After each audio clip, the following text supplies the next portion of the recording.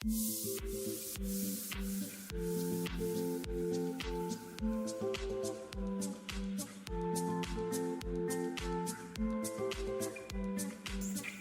Friends, આજે આપણે બનાવીશું એકદમ ચટપટું એવું તીખું પાણી પકોડીનું પાણી બનાવવાના છે. એના માટે આપણે અહીંયા 100 ગ્રામ ફુદીનો લીધો છે અને 100 ગ્રામ જેવી આપણે કોથમીર લીધી છે અને 4 લીલા મરચાં લીધા છે અને 3 આપણે લીંબુ લેવાના છે. હવે આપણે આ ધોઈને આપણે તૈયાર કરીને જ રાખ્યું છે.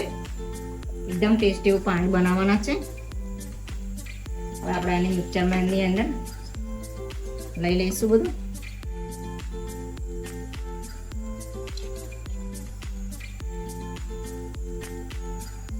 બહાર લારીમાં મળે છે એવું જ આપણે ટેસ્ટી એવું બનાવવાના છે પાણી.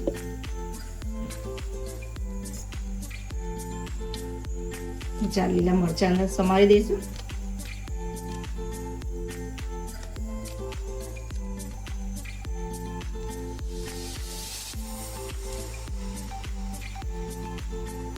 થોડુંક આપણે આની અંદર પાણી એડ કરી દઈશું, અડધો ગ્લાસ જેટલું.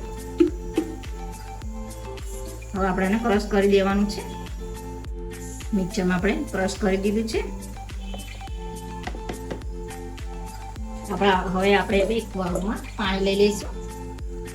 તમારે જોઈએ એ મેં 2 વાટલા ભરીને પાણી લીધું છે.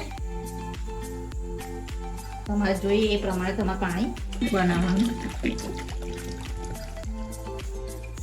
હવે આપણે સૌથી પહેલા જે મિક્સરમાં ક્રશ કર્યું છે એને આપણે અંદર નાખી દઈશું.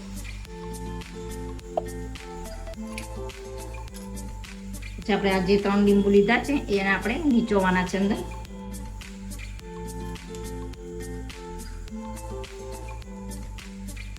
આપણે લીંબુ નીચોવી દીધા. હવે આપણે જે જલજીરાનો પાવડર આવે છે એના પાઉચ પણ મળે છે તમને દુકાન ઉપર, એને આપણે નાખી દઈશું. અડધી ચમચી જેટલું નાખી દઈશું અંદર.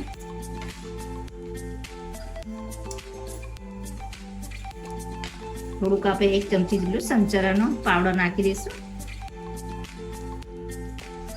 માપ પ્રમાણે આપણે મીઠું અંદર એડ કરી દેવાનું છે.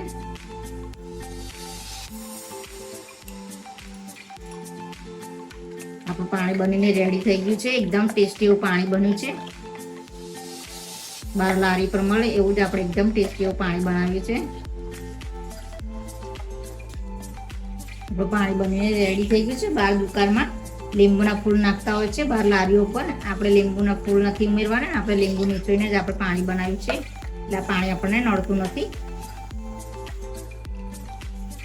બહુ એવું ટેસ્ટી એવું પાણી તૈયાર થઈ ગયું છે. આપણું પાણી એકદમ ટેસ્ટી એવું તૈયાર થઈ ગયું છે. હવે આપણે એને મમરી સર્વ કરી દઈશું ઉપર. મમરીનો ટેસ્ટ બહુ સરસ લાગતો હોય છે. આપણે પકોડીનું પાણી ટેસ્ટી એકદમ ટેસ્ટી એવું બની ગયું છે.